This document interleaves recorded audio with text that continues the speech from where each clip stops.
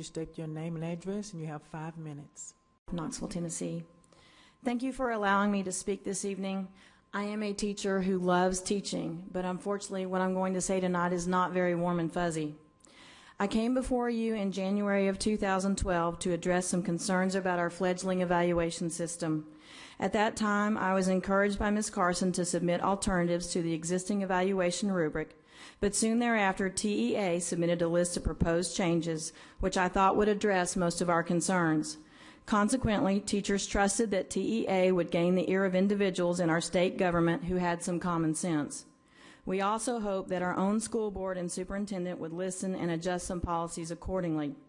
Instead, we got tenure rendered virtually meaningless, our teachers' association shut out of negotiations, a rubric more extensive than the first one, the possibility of our entire certification being dependent upon test scores and even the opinions of 6-year-olds, and our superintendent testifying on Capitol Hill last February about how the vast majority of our teachers were supportive of this process. Really? So I come to you today, not as a teacher who has a case of sour grapes, one whose job is in jeopardy due to poor evaluations or test scores. If I reduce myself to a number, I'm a 4, at least this year. However, I am also not here as a teacher who is hopeful that my opinions will be heard or make a difference, but as a teacher who is just plain tired, really tired. I am tired of trying to plan 5 different lessons a day that hit 61 different indicators on a rubric, and that's just to score a rock-solid 3.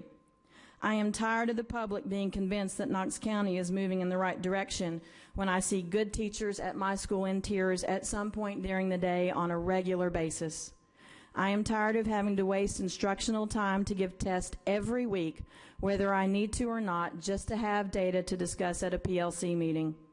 I am tired of listening to teachers talk about the frustration of 5, 6, and 7-year-olds who don't understand the language of a test or a survey that they are now required to take.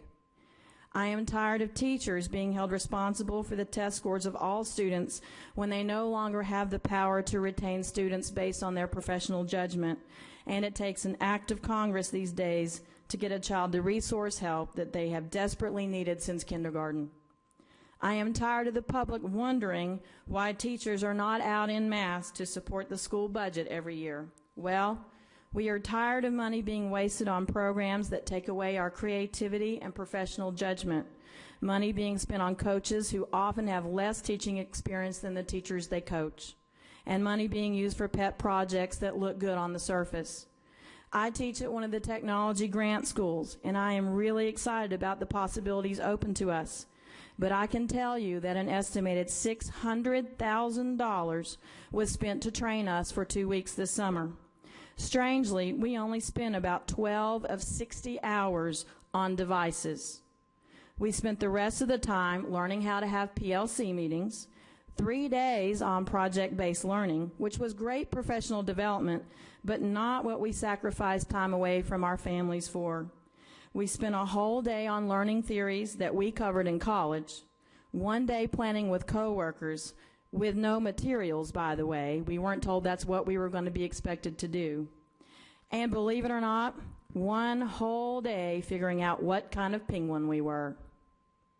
I am particularly tired of watching friends who are great, experienced teachers with great evaluation scores quit mid-year due to stress, retire before they intended, or be given conference of concern letters, which imply the threat of dismissal if their TCAP scores do not improve this year.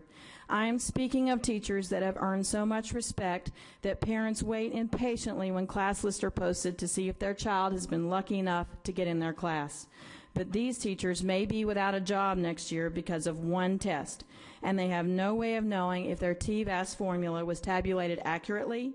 They can't even review the test themselves and are unable to challenge the results. This is particularly distressing since the superintendent told Congress that the evaluation system was to be used to foster growth and not for punitive measures. He also told Congress that it was important to use multiple measures to gauge teachers' effectiveness.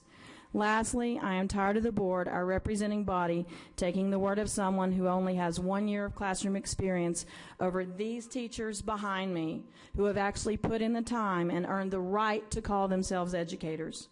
But that would mean you have to talk, listen to, and believe teachers. Last January, I invited you to come talk to us. The board member representing our school brought us some cookies today, which we greatly appreciated. But to this date, 21 months later, she has not been to our school even one time to talk to us, the teachers.